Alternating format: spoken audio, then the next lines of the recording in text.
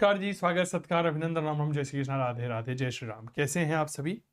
चलिए, हेमराज बंजारा जी जुड़े हैं, बहुत बहुत स्वागत है आप सभी का। और जितने भी प्यारे साथी जुड़े हैं, मैं सभी को नमस्कार करता हूं, सभी को प्रणाम करता हूं।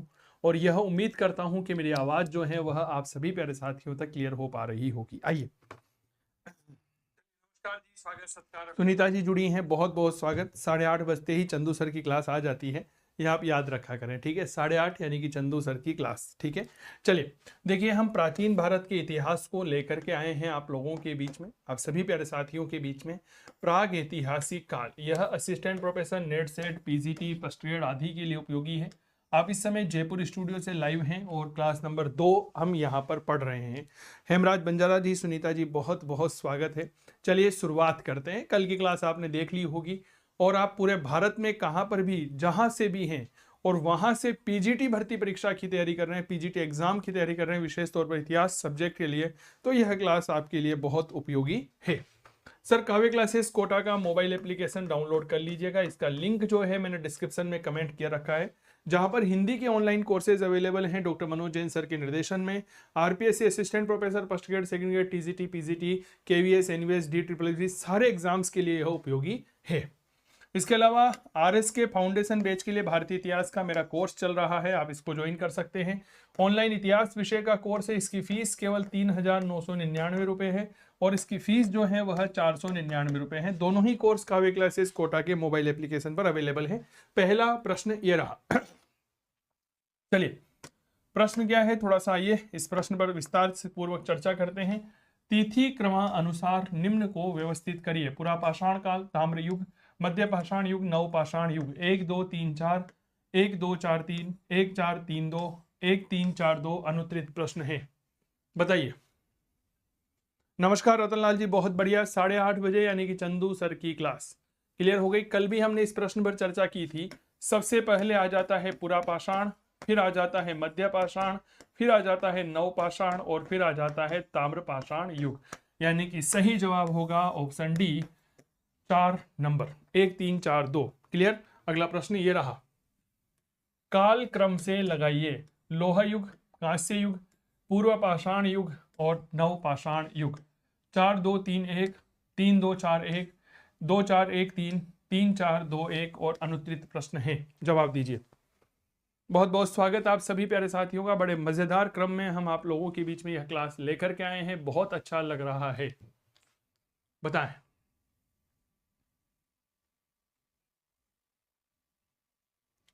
देखिए, कालक्रम देखिएगा मेरे प्यारे साथियों, हम जब बात करते हैं इतिहास विषय के संदर्भ में, तो आपको एक बात पता होगी, इतिहास विषय के संदर्भ में डेनमार्क एक देश है।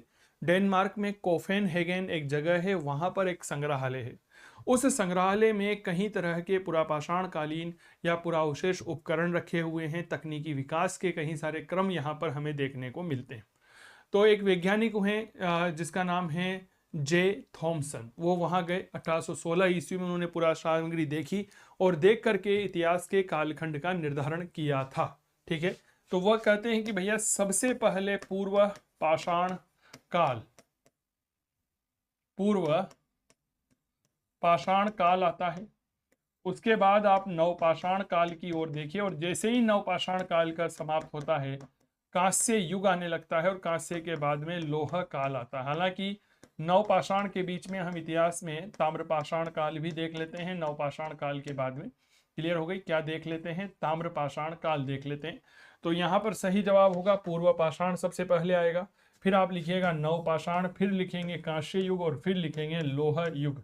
तो सही जवाब होगा 3 4 2 1, ये रहा ऑप्शन नंबर डी। क्लियर, बहुत बढ़िया। चलो भाई, अगला प्रश्न कसियो देगा, आइए देखते हैं। परिष्कृत औजारों का युग माना जाता है। निम्न पुरापाषाण काल, उच्च पुरापाषाण, नवपाषाण, मध्य पाषाण और अनुत्तरित प्रश्न है, बताइए। परिष्कृत औजार जो हैं इनका काल कौन सा माना जाता है, बहुत अच्छे से समझिएगा, जवाब दीजिएगा।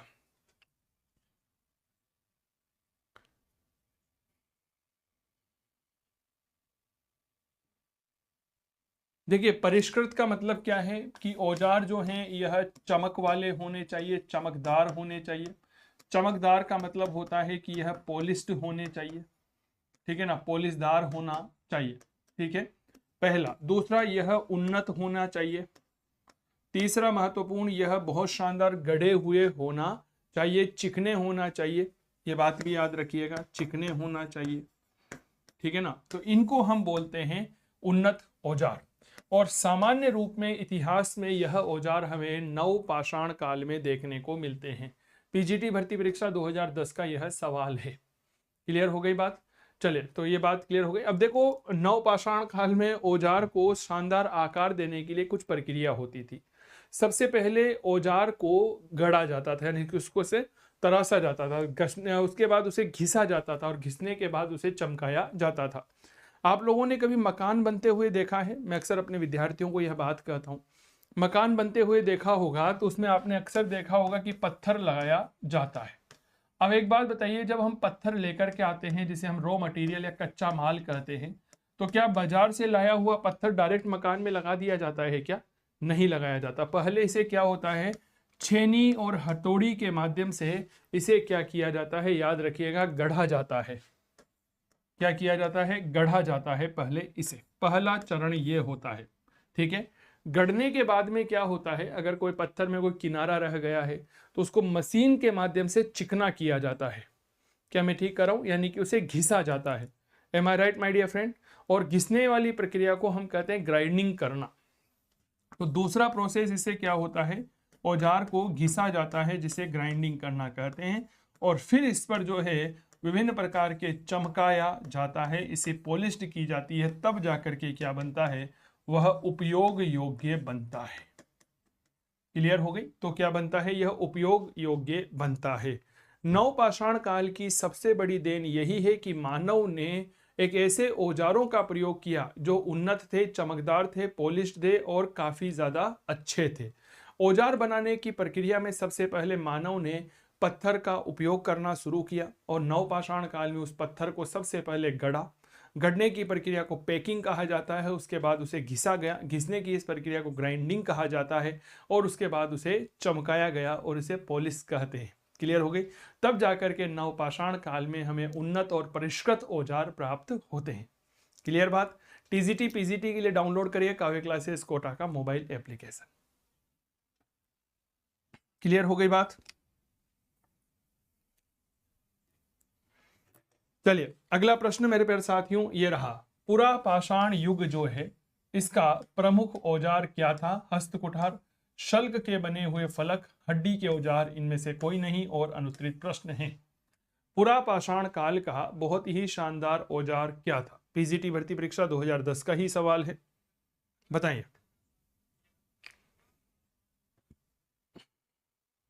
सर याद रखिएगा, ये था हस्त कुठार। पुरा पाषाण काल में मूल रूप से कल भी हमने इसके बारे में बहुत चर्चा की थी, डेट इज हैंड एक्स।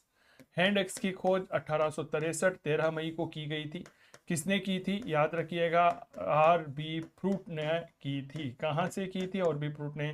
तो याद रखिएगा, मद्रास के पल्लवरम से की थी। क्लियर? तो ये क्या था? ये था हस्त कुठार। क्लियर हो गई बात? चलिए अगला प्रश्न देखिए, हैंड एक्स, संस्कृति, क्लीवर, संस्कृति आदि उपकरण किस पाषाण कालीन परंपरा के परिचायक हैं? पुरापाषाण काल, निम्न पुरापाषाण काल, मध्य पाषाण, उच्च पुरापाषाण और अनुत्तरित प्रश्न। हैंड एक्स और जो क्लीवर होते हैं यह मूल रूप से मेरे प्यारे साथियों याद रखिएगा किस काल की देन है? यह एक अच्छा प्रश्न है, बहुत अच्छे से जवाब देने की कोशिश करिएगा। सभी प्यारे साथियों को नमस्कार, बहुत बहुत स्वागत है। रिपीटेड प्रश्न है, ठीक है।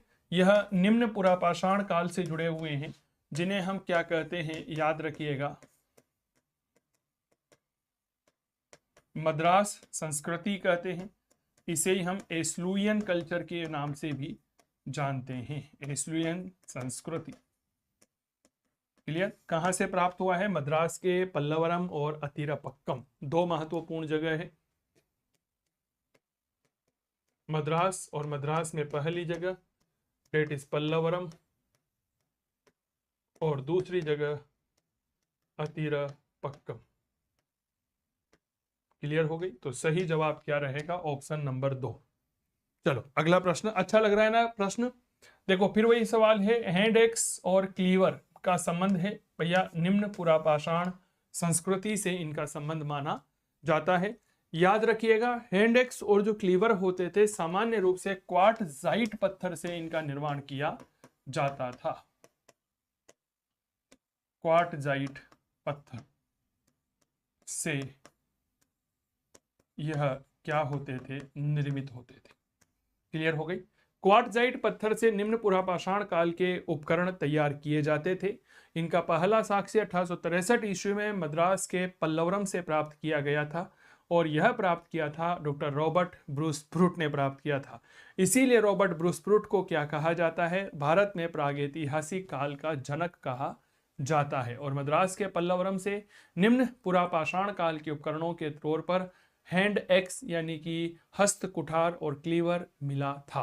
क्लियर हो गई बात। काव्य क्लासेस कोटा का मोबाइल एप्लीकेशन डाउनलोड करिए। बहुत बढ़िया, बहुत अच्छे क्वेश्चन है सर। मैं तो न्यू सीख रही हूँ। बिल्कुल ठीक कह रही हैं। आपके लिए इसी तरह के नए नए सवाल हम लेकर आते रहेंगे, आप निश्चिंत रहिए। सतीश जी स्वागत है आपका। अगला प्रश्न ये रहा, तो इसका सही जवाब क्या हो गया, क्लियर हो गया। सही जवाब हो गया ऑप्शन नंबर 3। पाषाण युगीन मानव को आग की जानकारी हुई। निम्न पुरापाषाण काल, उच्च पुरापाषाण काल, मध्य पाषाण काल, नवपाषाण काल और अनुत्तरित प्रश्न है। पाषाण कालीन मानव जो है उसको आग की जानकारी कहां से हुई, बताइए।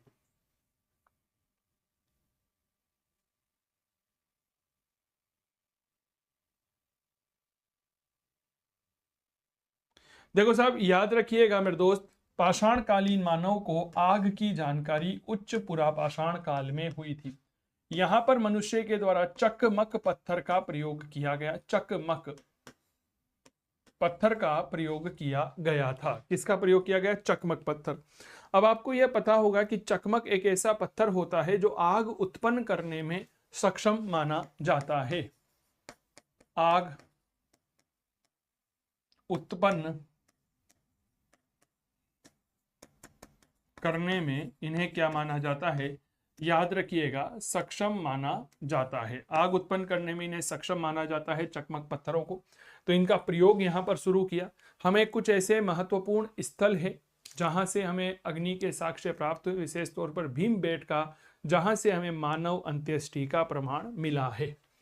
कौन सी जगह है, तो नाम याद रखिएगा, डेट इज भीमबेटका। क्लियर हो गई बात। ये ज्यादा ही छोटा हो गया ना। हाँ, पेन का पॉइंट 4 ठीक है मुझे लगता है। हाँ, 4 बिल्कुल सही है, क्योंकि ये ज्यादा ही बालक हो जाता है, अच्छा नहीं लगता है फिर। चलिए साहब आगे बढ़े। बहुत बढ़िया प्रश्न है। क्या मिट्टी के बर्तन बनाना नवपाषाण काल से जुड़ा हुआ है। एक कथन है। कथन क्या है मेरे दोस्त, याद रखिएगा। क्या मिट्टी के बर्तन बनाना नवपाषाण काल से जुड़ा हुआ है। यह कथन सत्य है, असत्य है, सत्य हो सकता है, असत्य भी हो सकता है, अनुत्तरित प्रश्न है। आप क्या कहेंगे। पीजीटी भर्ती परीक्षा सन 2000 का यह सवाल है, बताइए।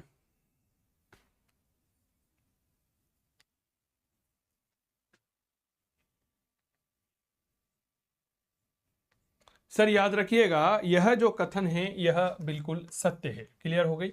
नवपाषाण काल जो शब्द है, इस शब्द का पहला प्रयोग किसने किया, तो पहला प्रयोग किया था जॉन लुबाक ने। ये मैंने आपको पहले भी बताया था। किसने किया, जॉन लुबाक ने इसका पहला प्रयोग किया। नवपाषाण काल में ही मनुष्य ने सबसे पहले कृषि की प्रक्रिया को शुरू किया, व्यवस्थित पशुपालन शुरू किया, चाक पर मृतभांड बनाना शुरू किया और पहिए का आविष्कार किया। तो नवपाषाण काल की क्या क्या देन है भारत के इतिहास में, इसका सही जवाब ऑप्शन ए होगा। याद रखिएगा, कृषि कार्य प्रारंभ हुआ। दूसरा महत्वपूर्ण कार्य अगर मैं यहां पर देखूं तो क्या कहते हैं कि भैया व्यवस्थित पशुपालन। कल भी हमने इस बारे में बहुत अच्छे से चर्चा की थी। व्यवस्थित पशुपालन यानी कि पशु बाड़ा, महादाहा। तीसरा, पहिए का आविष्कार किया मनुष्य ने, पहिया। और चौथा महत्वपूर्ण, चाक पर मृतभांड। चाक पर मृतभांड। अच्छा, ये तो हो गया चाक वाली बात। अब एक प्रश्न यह पूछा जाता है मेरे प्यारे साथियों कि बताइए, मनुष्य ने जो है मध्य पाषाण काल में भी, है ना, मध्य पाषाण काल में भी मृतभांड का प्रयोग किया था, वो कहां किया था। तो याद रखिएगा,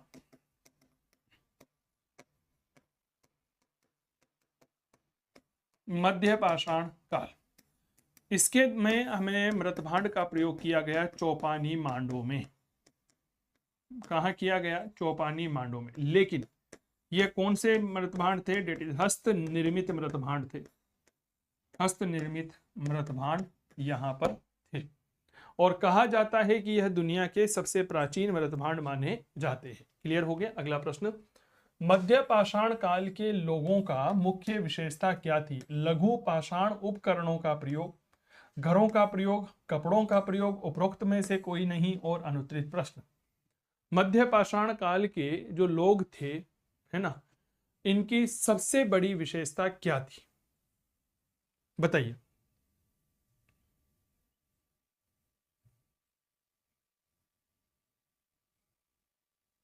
सर जब आप मध्य पाषाण काल पढ़ेंगे तो यहां पर दो तीन चीजें, बहुत शानदार चीजें देखने को मिलेगी कि मनुष्य ने यहां पर एक प्रकार के औजार प्रयोग किए जिन्हें हम माइक्रोलिथिक कहते हैं, यानी कि सूक्ष्म औजार हम कहते हैं।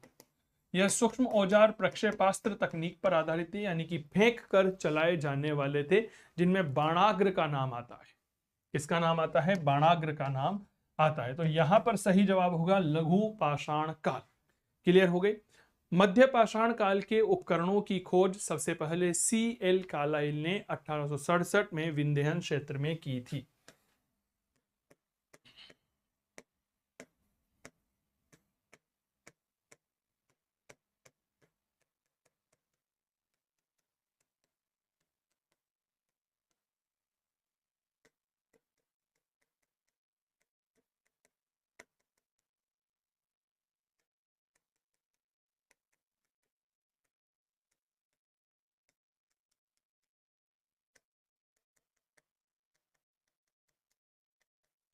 विंध्य क्षेत्र में की गई थी। क्लियर हो गई? सर यहाँ के जो लघु पाषाण उपकरण या सूक्ष्म पत्थर के औजार जो हम देखते हैं सर, इसके बारे में कहा जाता है कि ये चर्ट, जेस्पर, कैल्सिडोनी जैसे पत्थर के बनते थे। ठीक है, तो इनके लिए उपयोग में लिया जाने वाला पत्थर कौन सा था? तो याद रखिएगा, जैसे चर्ट था, जेस्पर था, ठीक है, एक नाम याद रखिएगा, डेट इज कैल्सिडोनी। तो ये कुछ ऐसे पत्थर थे जिनका प्रयोग यहाँ पर किया जाता था। तो सही जवाब क्या है? याद रखिएगा, आपके होता है लघु पाषाण उपकरण। अगला देखिए, आधुनिक भारत के कोर्स चल रहा है RS के लिए।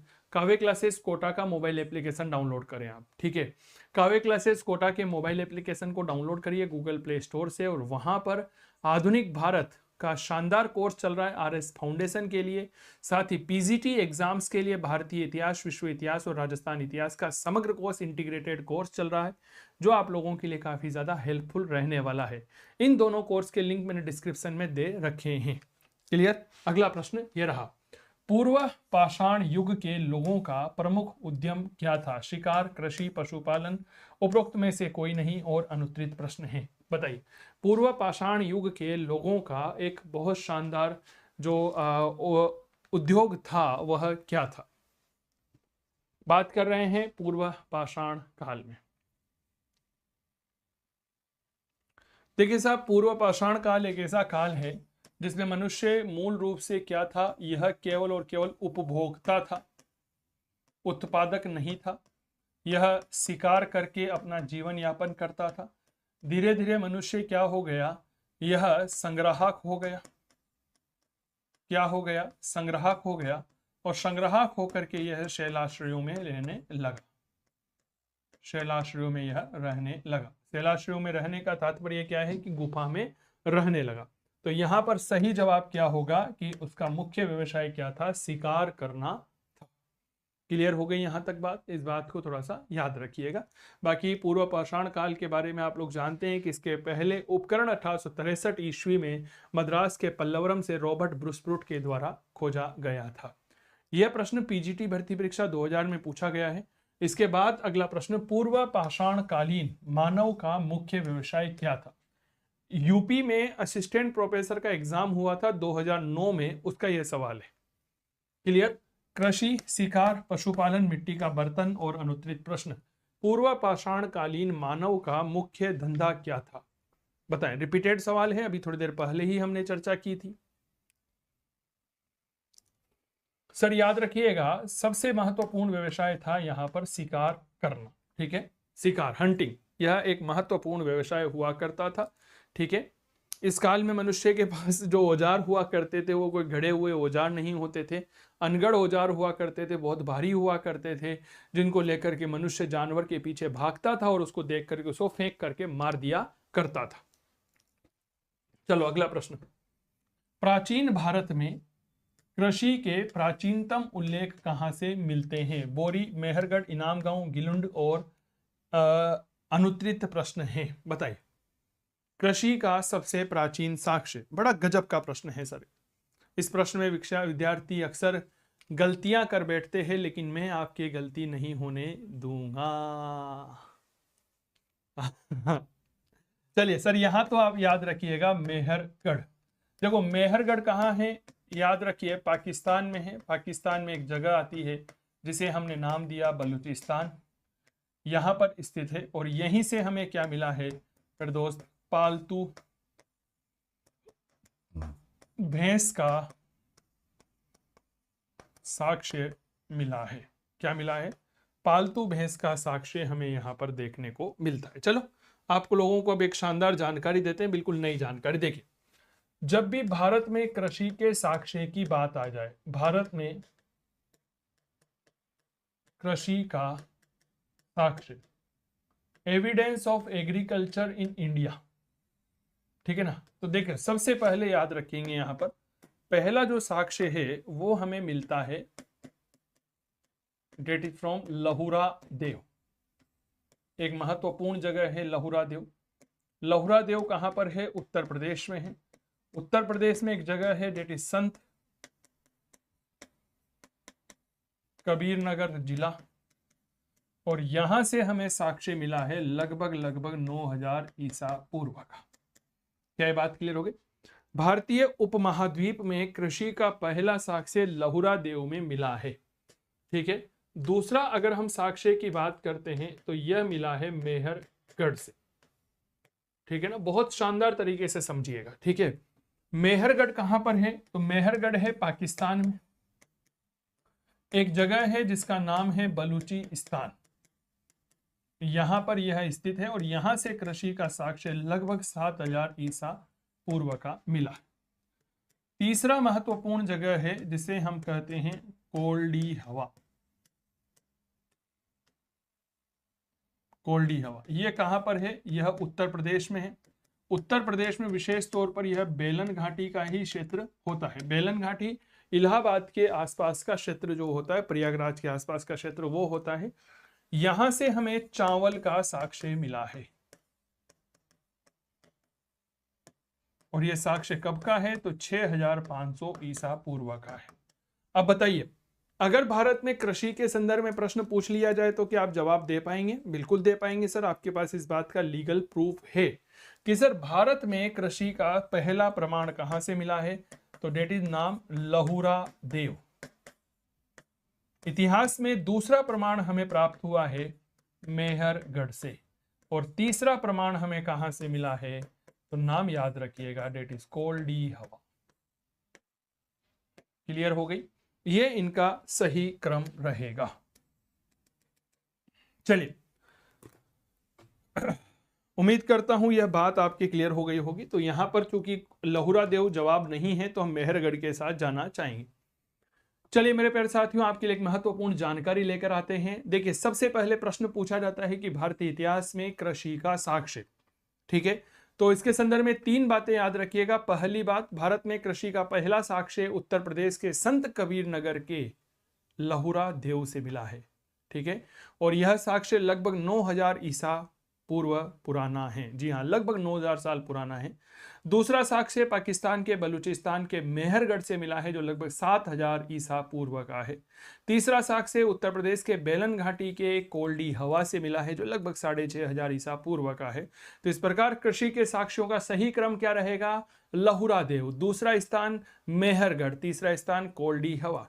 पीजीटी के नए बैचेस के लिए काफी क्लासेस का मोबाइल एप्लीकेशन डाउनलोड कर सकते हैं। क्लियर? बहुत बढ़िया। चलो साहब, अगला प्रश्न ये रहा। ये तो हो ही गया, इसको थोड़ा सा याद रखिएगा। ठीक है ना, अगला प्रश्न, चावल का प्राचीनतम प्रमाण पाया जाता है। अभी थोड़ी देर पहले ही हमने बहुत विस्तार से चर्चा की थी चावल के प्राचीनतम प्रमाण की। बिहार में, उत्तर प्रदेश, बंगाल, छत्तीसगढ़ और अनुत्तरित प्रश्न है। बताइए चावल का प्राचीनतम प्रमाण, थोड़ी देर पहले ही चर्चा की है, आप सभी इस बात को जरूर जवाब दीजिएगा।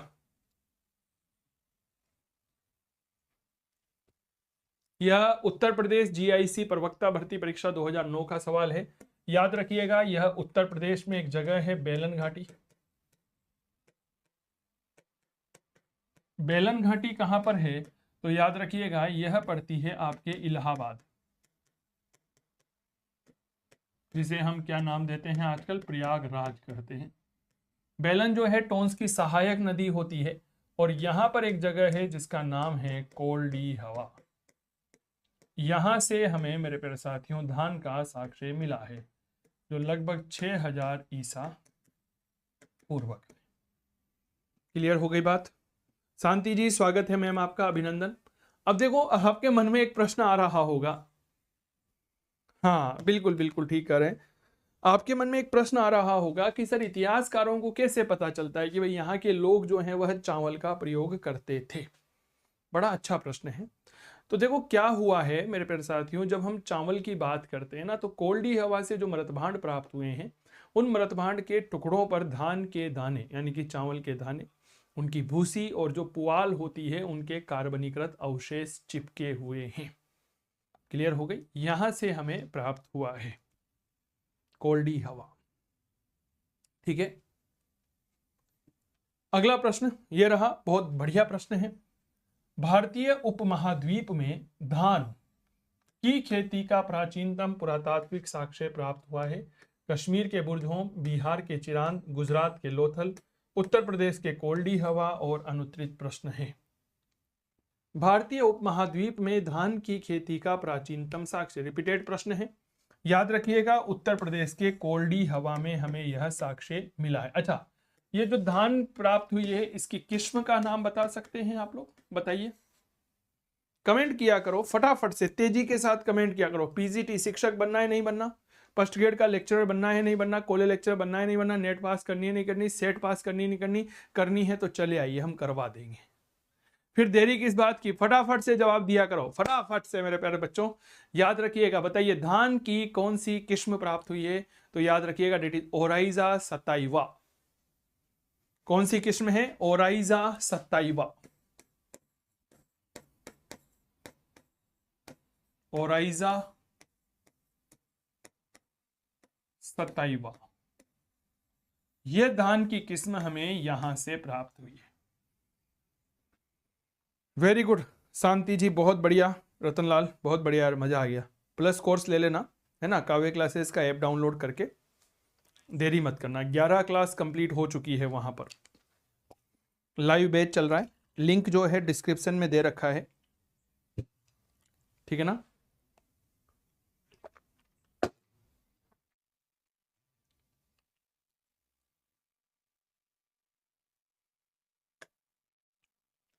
कृषि के प्राचीनतम साक्ष्य प्राप्त होते हैं चिरांद से, बुरजहोम से, लहुरा देव, सेनुहार और अनुत्तरित प्रश्न हैं। बताओ, अब मैं आप लोगों के कमेंट का इंतजार करूंगा है ना, पता है।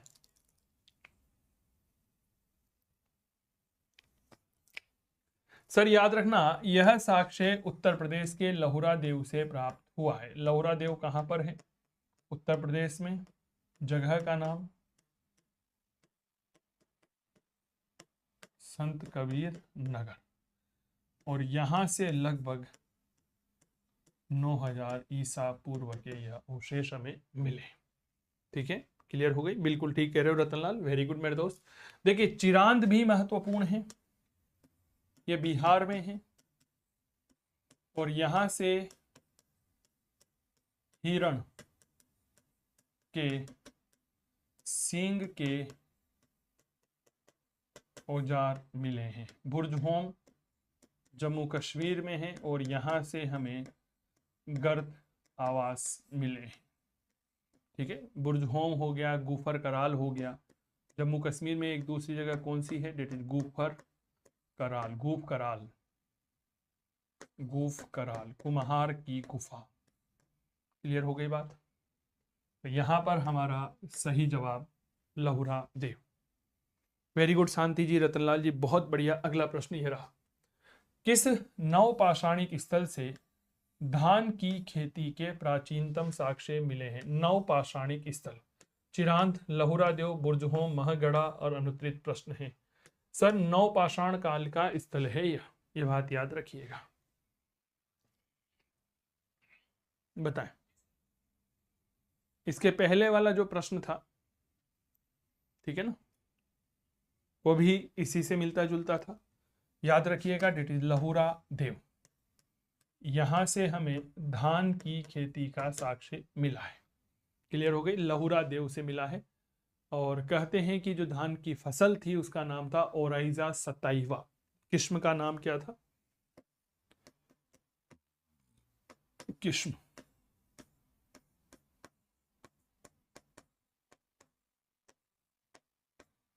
ओराइजा 27वां। क्लियर। चलो अगला प्रश्न देखिए। आधुनिक भारत काव्य क्लासेस कोटा का मोबाइल एप्लीकेशन डाउनलोड कर वहां पर आप आरएस फाउंडेशन के लिए आधुनिक भारत का बैच ज्वाइन कर सकते हैं। इसमें आंसर राइटिंग पर बहुत शानदार बल दिया जा रहा है कि कैसे आपको 15, 50 और 100 शब्दों में उत्तर लेखन करना चाहिए। इसके अलावा आप काव्य क्लासेस के ऐप पर ही भारतीय इतिहास के साथ साथ इतिहास ऑप्शनल का बैच ज्वाइन कर सकते हैं, जो विशेष तौर पर असिस्टेंट प्रोफेसर, नेट, सेट और फर्स्ट ग्रेड्स के साथ ही पीजीटी एग्जाम्स के लिए उपयोगी है। यहाँ पर विश्व इतिहास, भारतीय इतिहास, राजस्थान के इतिहास के साथ ही शानदार कार्य संपन्न करवाया जाता है। क्लियर हो गई बात। चलिए, गुड इवनिंग संजीव कुमार पुनिया जी, बहुत अभिनंदन सर, स्वागत है आपका। चलिए अगला प्रश्न ये रहा। देखिए रिपीटेड सवाल देखिए आप। चावल का प्राचीनतम उल्लेख महदह, सराहनाराय, कोल्डी हवा, भीमबेटका, अनुत्तरित प्रश्न है। चावल का सबसे प्राचीनतम साक्ष्य कहां से मिला है? हाँ, आपको शांति जी एक सेकंड ग्रेड का कोर्स लेना है, बिल्कुल ले लीजिए मैम, अवेलेबल है। आप गूगल प्ले स्टोर पर आइए और वहां पर काव्य क्लासेस कोटा का मोबाइल एप्लीकेशन डाउनलोड करिए। कहां से करेंगे? गूगल प्ले स्टोर पर आकर के, ठीक है। काव्य क्लासेस कोटा का मोबाइल एप्लीकेशन डाउनलोड करिए। इसमें आप लॉगिन करिएगा और लॉगिन करने के बाद में आप यहां पर कोर्स ले सकते हैं। क्या ये बात क्लियर हो गई शांति जी? मैं बहुत अच्छा हूं संजीव भाई, आप यहां पर आइए, गूगल प्ले स्टोर से काव्य क्लासेस कोटा का मोबाइल एप्लीकेशन डाउनलोड करिए। अगर आप यहां पर किसी प्रकार की आपत्ति का सामना करते हैं तो हमारी हेल्पलाइन 8802 माफी चाहूंगा 9460122225 पर संपर्क कर सकते हैं। यहाँ पर हमारी टीम जो है वह आपकी मदद करेगी। क्लियर हो गई बात?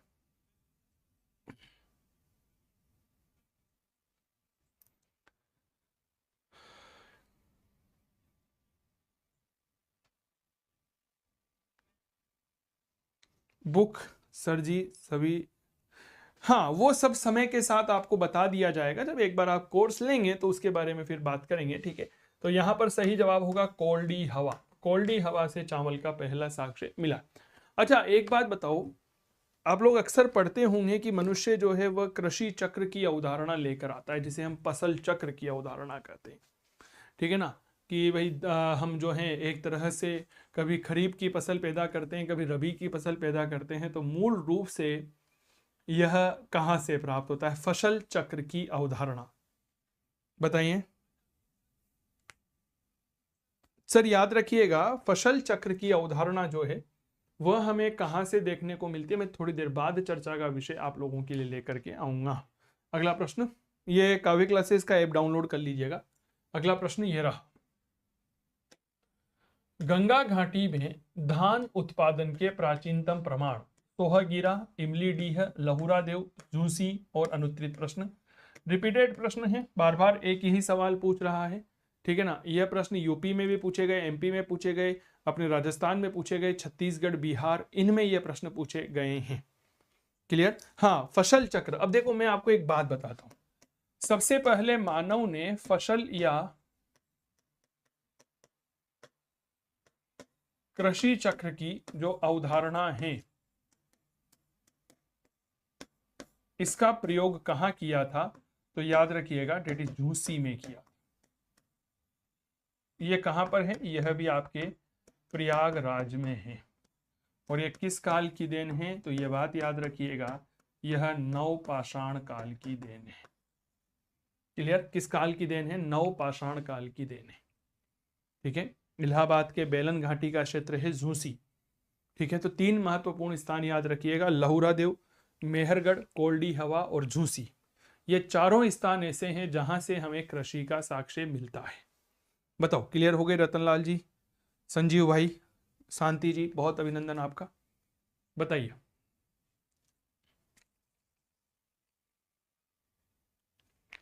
चलिए अगला प्रश्न ये रहा, कायथा संस्कृति के अवशेष किस राज्य में पाए गए हैं? महाराष्ट्र, मध्य प्रदेश, राजस्थान, तमिलनाडु और अनुत्तरित प्रश्न है कायथा संस्कृति। बताइए।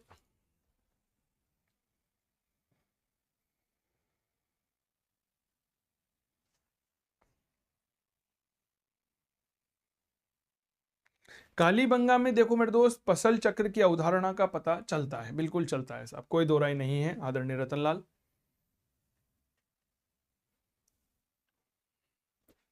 चलिए सर, ये मध्य प्रदेश से जुड़ी हुई है। देखो कायथा संस्कृति जो है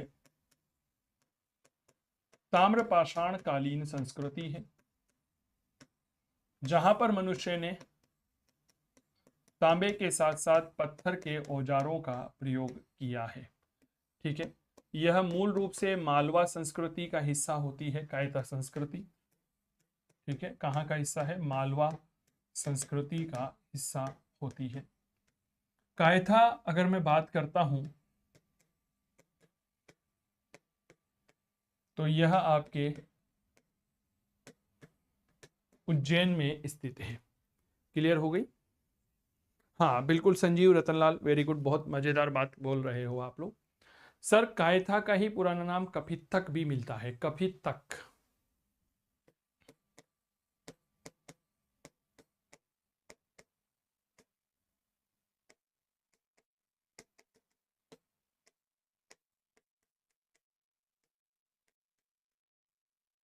क्लियर?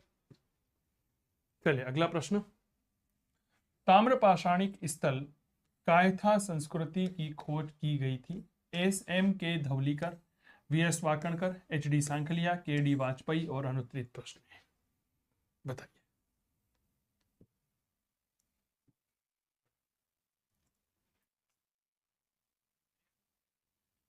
बताइए, इस प्रश्न का जवाब दीजिए।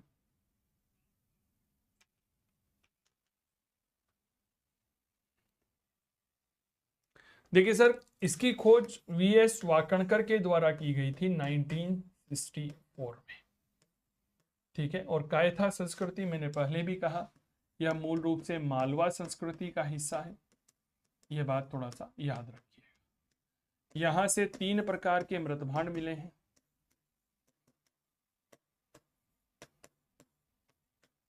कितने प्रकार के मृतभांड मिले हैं? तो याद रखिएगा 3 प्रकार के। रंजना जी स्वागत है आपका, बहुत बहुत अभिनंदन। 3 प्रकार के मृतभांड मिले हैं। पहला जो मृतभांड मिला है वह है लाल या भूरे रंग का। ठीक है। आप देखिए तांबा कैसा होता है? लाल भूरा ही तो होता है ना। दूसरा होता है लगभग गेरुए रंग का, जिसे हम पांडु रंग कह सकते हैं। और तीसरा होता है अलंकृत, अनअलंकृत, जिन पर कोई अलंकरण नहीं होता है। तो पहला मृतभांड मिला है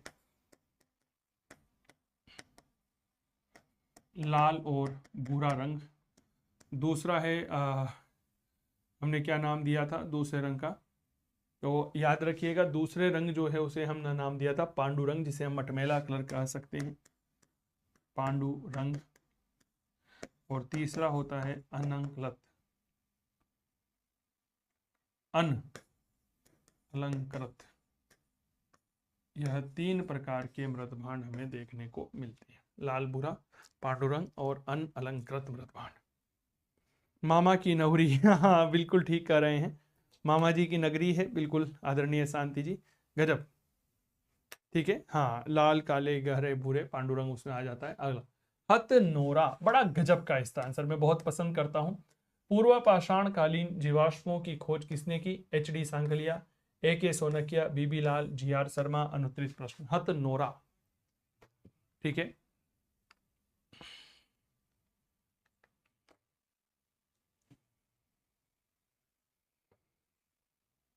यहां से मानव जीवाश्म की खोज किसने की थी? हथनोरा से। देखिए साहब, हथनोरा से मानव जीवाश्म की खोज जो है 1982 ईस्वी में की गई थी, और यह खोज की थी अरुण कुमार सोनकिया ने।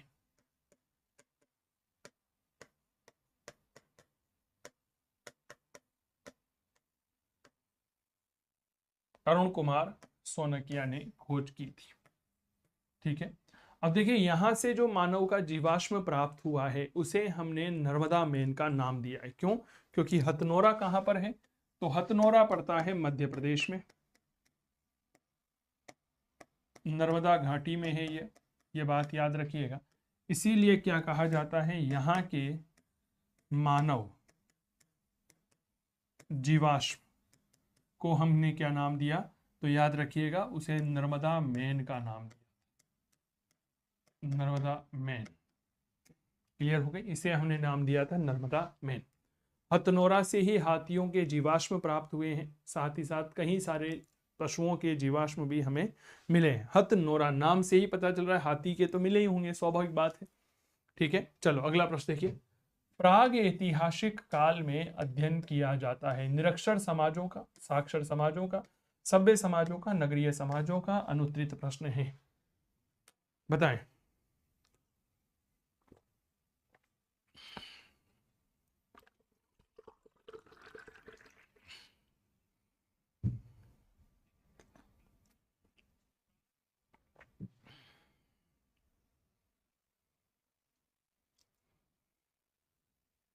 बताएं, प्राग ऐतिहासिक काल में। सर याद रखिएगा, निरक्षर समाजों का अध्ययन किया जाता है। देखो हम एक बात करते हैं,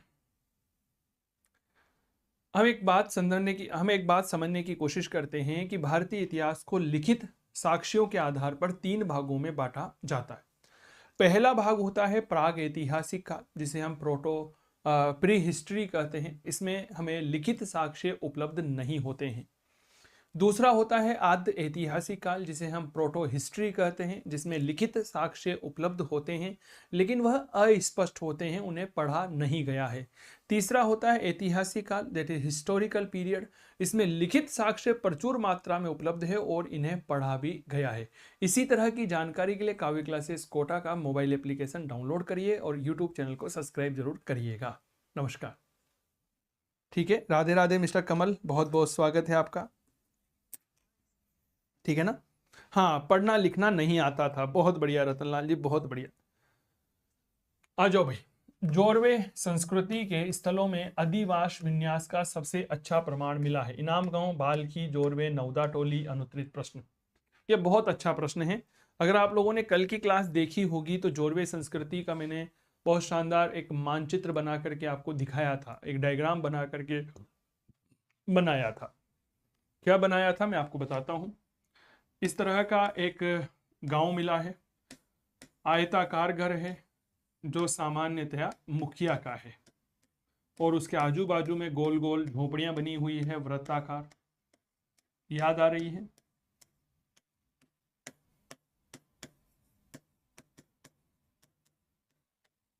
वृत्ताकार झोपड़ियां बनी हुई है, जो किसका था? आम जनता का। मुखिया का क्या था? तो आप याद रखिएगा,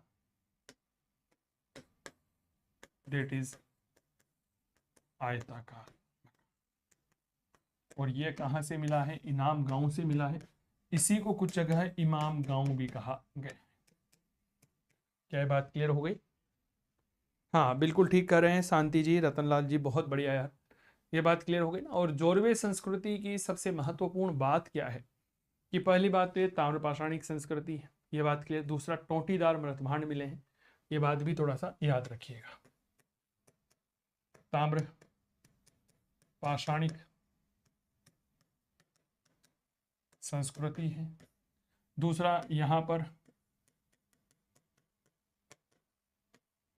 टोटीदार मृतभांड मिले हैं। और तीसरा महत्वपूर्ण तथ्य जिसे आप जानने की कोशिश करिएगा मेरे दोस्त, क्या जानने की कोशिश करिएगा कि इसकी सबसे बड़ी बस्ती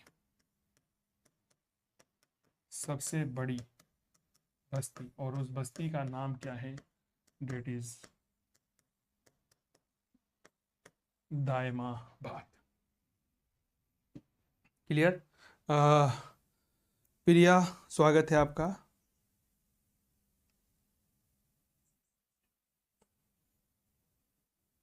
महाराष्ट्र में एक जगह है नेवासा। अगर आप महाराष्ट्र की बात कर रही हैं, इसके कुछ महत्वपूर्ण स्थलों की बात कर रही हैं, तो दायमाबाद आ जाता है, नवदा टोली है। नवदा टोली तो आपके मालवा संस्कृति का है। इसके मैं बात करता हूँ, दायमाबाद है, इनाम गांव है ना। इसके अलावा नेवासा है। ये कुछ महत्वपूर्ण स्थल हमें इसके देखने को मिलते हैं। क्लियर हो गई? चलिए अगला प्रश्न ये रहा, इनाम गांव एक प्रमुख पुरा स्थल है, कायथा का, जोरवे का, आहड़ का, रंगपुर का और अनुत्तरित प्रश्न है। जवाब दीजिए। इनाम गांव जो है ये कहाँ का है? गुड इवनिंग निर्मल, बहुत बहुत स्वागत है आपका मेरे दोस्त। आ जाओ भाई, फटाफट आ जाओ, तेजी के साथ क्लास में जुड़ा करें। फटाफट बताइए, इनाम गांव कहाँ का है?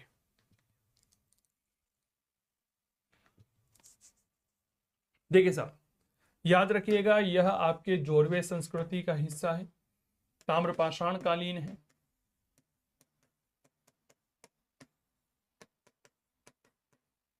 दूसरा, यहां से हमें कलश समाधान का साक्ष्य प्राप्त हुआ है। किसका साक्ष्य मिला है? कलश समाधान का साक्ष्य मिला है।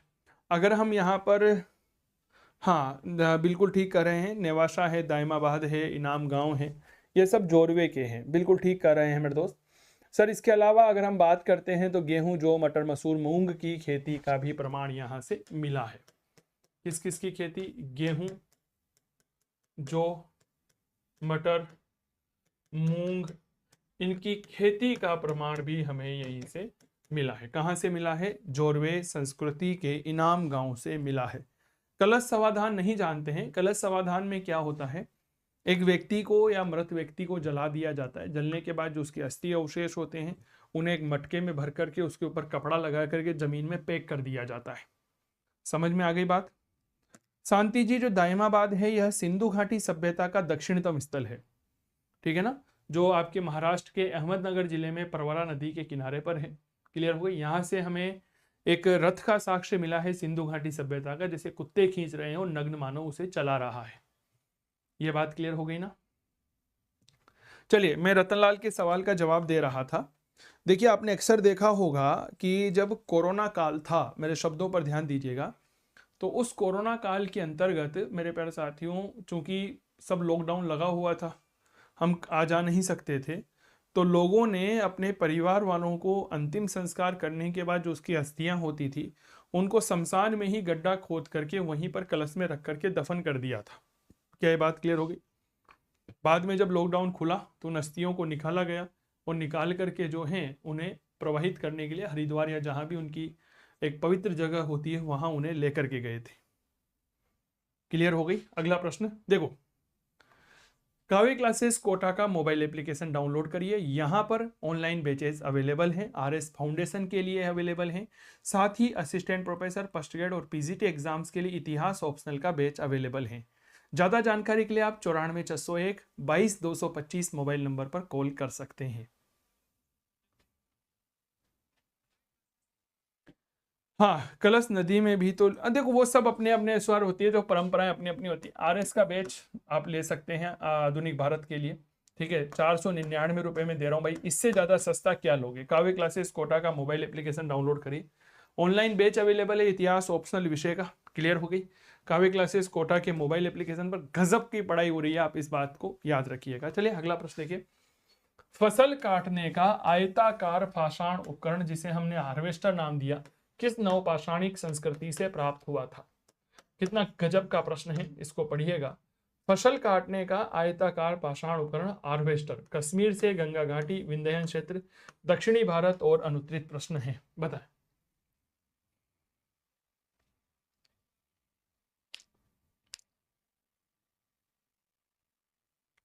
सर याद रखिएगा यह कश्मीर में है। कहां पर है? कश्मीर में हमें प्राप्त हुआ है बुर्जहोम से।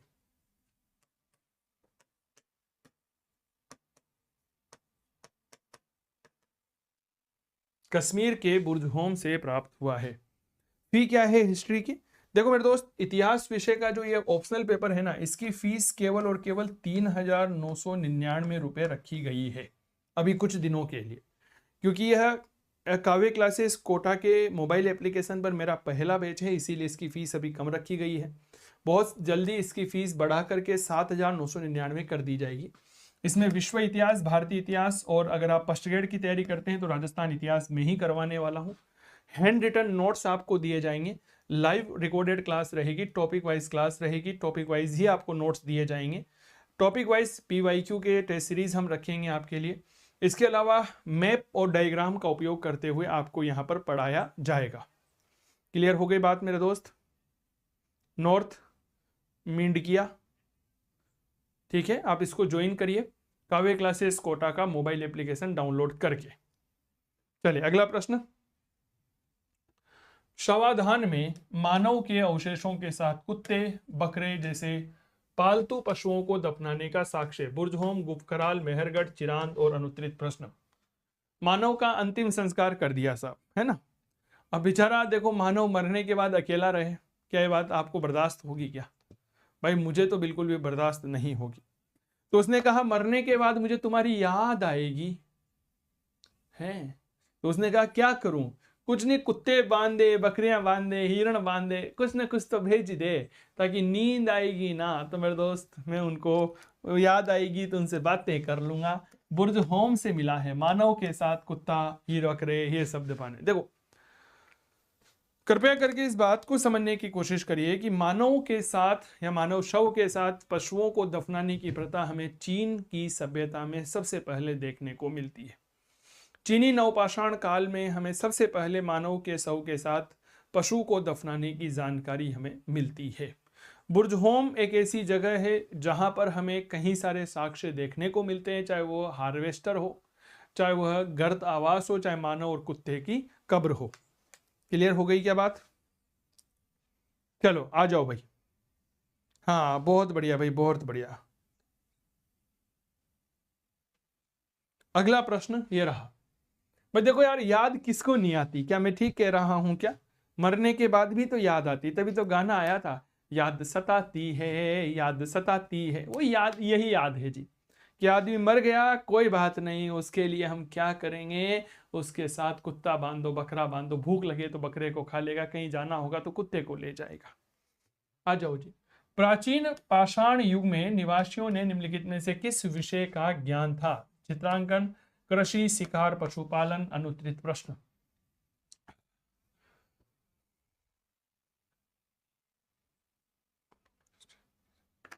सर कोई टॉपिक वाइज बुक बताओ ना हिस्ट्री की। यूथ पब्लिकेशन की ले लो मेरे दोस्त, अच्छी किताब आती है। यूथ पब्लिकेशन की आप बुक ले लीजिए, अच्छी है। अनु यादव, स्वागत है मैम आपका। अनु जी नमस्कार।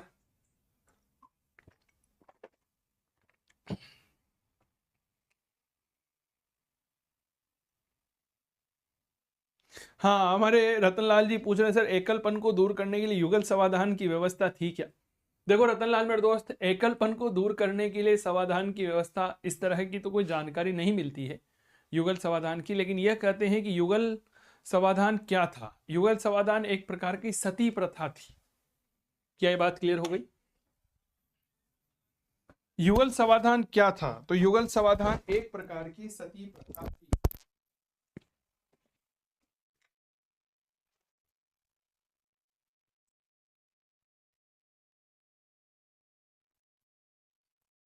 हाँ, हड़प्पा की बात कर रहा हूँ। हड़प्पा में लोथल से, कालीबंगा से हमें जो है वह युगल समाधान देखने को मिलते हैं। क्या ये बात क्लियर हो गई? चलो तो याद रखना, मानव को शिकार करना ही आता था, केवल मानव शिकारी था और आज भी मानव शिकारी है। पुरापाषाण कालीन मानव का मुख्य व्यवसाय क्या था? कृषि, पशुपालन, आखेट, व्यापार। सर रिपीटेड सवाल है, आखेट जो है वह था। हाँ, अंधा प्रेम भी बोल सकते हैं। ठीक है, चलिए अगला प्रश्न ये रहा। निम्नलिखित में से किस एक पुरास्थल से नवपाषाण कालीन संस्कृति से लेकर के हड़प्पा सभ्यता तक के सांस्कृतिक अवशेष मिले हैं? आनी, मेहरगढ़, कोर्तीजी, कालीबंगा। एक ऐसा स्थान जहां से हमें नवपाषाण काल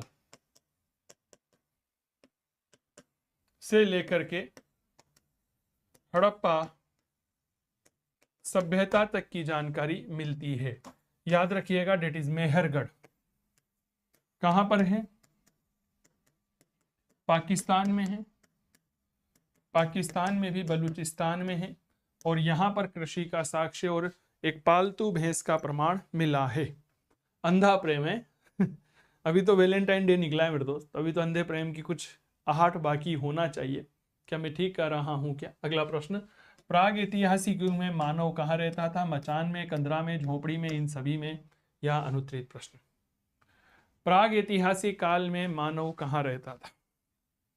कच्चे जीव जंतु। हाँ देखो, ऐसे तो कई सारी चीजें हैं जी। क्या अभी बात क्लियर हो गई?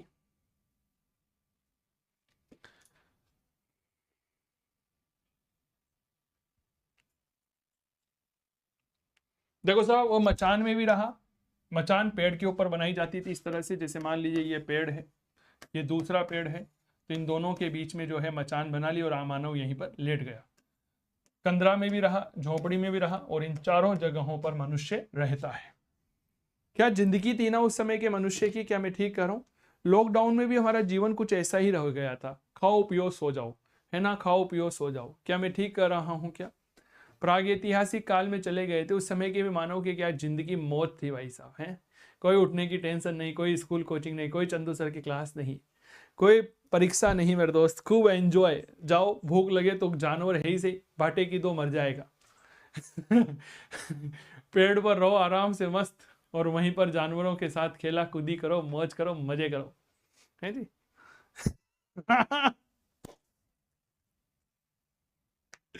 जी जी बिल्कुल ठीक कर रहे हैं आप नॉर्थ भाई, बिल्कुल ठीक कर रहे हो। अच्छा नौरथ, हाँ हाँ ठीक है। नौरथ भाई आप बिल्कुल सही कह रहे हो। इस शादियों के सीजन में विद्यार्थियों को जो है ना फर्जी जीवने के भी आनंद उठा लेना चाहिए। मैं आपको सही बात बताऊं, लगे हाथों फर्जी जीवने का भी आनंद उठा ही लेना चाहिए, उसका भी एक अलग ही मजा होता है। क्या मैं ठीक कर रहा हूं क्या? आ जाओ भाई, आ जाओ भाई सब, आ जाओ। चलो भाई, वो मानव के उस प्रागैतिहासिक मानव को ये थोड़ी टेंशन थी 8:30 बज गए, चंदू सर की भारतीय इतिहास की क्लास आने वाली है, पढ़ाई करनी है, कोई टेंशन नहीं। उसको ये थोड़ी टेंशन थी काव्य क्लासेस कोटा का मोबाइल एप्लीकेशन डाउनलोड करके इतिहास का कोर्स खरीदना है, 4 बजे उसकी क्लास लेनी है।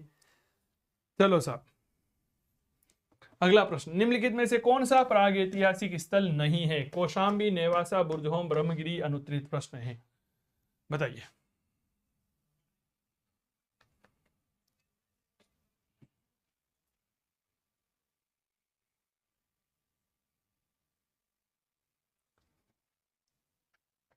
सर याद रखना, कौशाम्बी, कौशाम्बी बेसिकली महाजनपद काल जब हम पढ़ते हैं, तो इस महाजनपद काल में वत्स जनपद होता है। इस वत्स महाजनपद की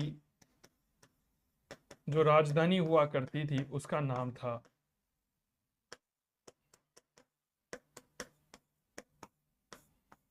कौशाम्बी। चलिए अगला प्रश्न, आधुनिक भारत का नया बैच चल रहा है आरएस फाउंडेशन के लिए, आप ज्वाइन कर सकते हैं काव्य क्लासेस कोटा के मोबाइल एप्लीकेशन पर आकर। काव्य क्लासेस के इस ऐप पर ही आपको इतिहास ऑप्शनल विषय का बैच भी मिल जाएगा, जो आपके RPSC assistant professor, net set, इसके अलावा पीजीटी एग्जाम और फर्स्ट ग्रेड के एग्जाम के लिए काफ़ी ज़्यादा उपयोगी रहेगा। इस इतिहास ऑप्शनल के बैच में आपको विश्व इतिहास, भारतीय इतिहास के तीनों पार्ट, और अगर राजस्थान फर्स्ट ग्रेड की तैयारी कर रहे हैं तो राजस्थान का इतिहास मैं चंदू जैन ही पढ़ाने वाला हूँ। हैंड रिटन नोट्स आपको मिलने वाले हैं, टॉपिक वाइज क्लासेस होगी, लाइव क्लास आपको यहाँ पर मिलेगी। साथ ही साथ मेरे प्यारे साथियों नोट्स तैयार करवाए जाएंगे और टॉपिक वाइज ही PYQ की क्लास भी आपकी लगेगी।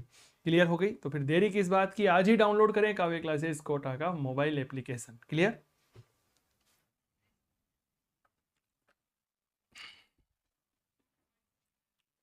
चलिए अगला प्रश्न ये रहा, मनुष्य को कृषि का ज्ञान हुआ? पुरापाषाण काल, मध्यपाषाण, नवपाषाण, ताम्र प्रस्तर, अनुत्तरित प्रश्न है। हाँ फर्स्ट पेपर भी मिल जाएगा, आप निश्चिंत रहें रतनलाल जी, पहला पेपर जो है वो भी यहाँ पर आपको मिल जाएगा। क्या ये बात क्लियर हो गई? सर याद रखना, यह नवपाषाण काल की देन है। मनुष्य ने कृषि नवपाषाण काल में की थी। अगला प्रश्न, अनाज की उपज पहली बार हुई नवपाषाण काल, मध्य पाषाण, पुरा पाषाण, उपरोक्त में से? ये रिपीटेड सवाल है, नवपाषाण काल। क्लियर? अनाज की खेती। अगला प्रश्न, भीमबेटका प्रसिद्ध है मंदिरों के लिए, मूर्तियों के लिए, बौद्ध और जैन गुफाओं के लिए, शैल चित्रों के लिए और अनुत्तरित प्रश्न है, बताइए। भीमबेटका क्यों लोकप्रिय है? भीमबेटका बेसिकली आपके मध्य प्रदेश में है। 2003 में भीमबेटका को विश्व धरोहर सूची में शामिल किया गया था और यह शैल चित्रों के लिए जाना जाता है। कौन सा स्थल है? तो याद रखिएगा, डेट इज प्राग ऐतिहासिक स्थल है यह। क्लियर हो गई? बिल्कुल नॉर्थ भाई, बिल्कुल ठीक कह रहे, मध्य प्रदेश के रायसेन जिले में है। क्लियर हो गई? इसकी खोज वीएस वाकणकर के द्वारा की गई थी। क्लियर हो गई? किसने की थी? वीएस वाकणकर ने की थी। भीमबेटका के जो शिलाश्रय है यहाँ पर शिकार के चित्र बहुत ज्यादा तैयार किए गए हैं। शांति जी, रतनलाल जी, बहुत बढ़िया। चले, जियाराम जी, बहुत स्वागत आपका। अगला प्रश्न, निम्नलिखित में से किस स्थलों पर प्राग ऐतिहासिक शैल चित्रकला के लिए जाना जाता है? रिपीटेड प्रश्न है। अजंता बाग, भीमबेटका, यह तो अभी थोड़ी देर पहले ही पूछा था।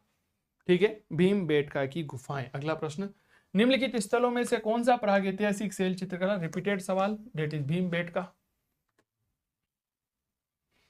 फिर वही सवाल, भीमबेटका। चलिए, तो ये थे कुछ शानदार सवाल।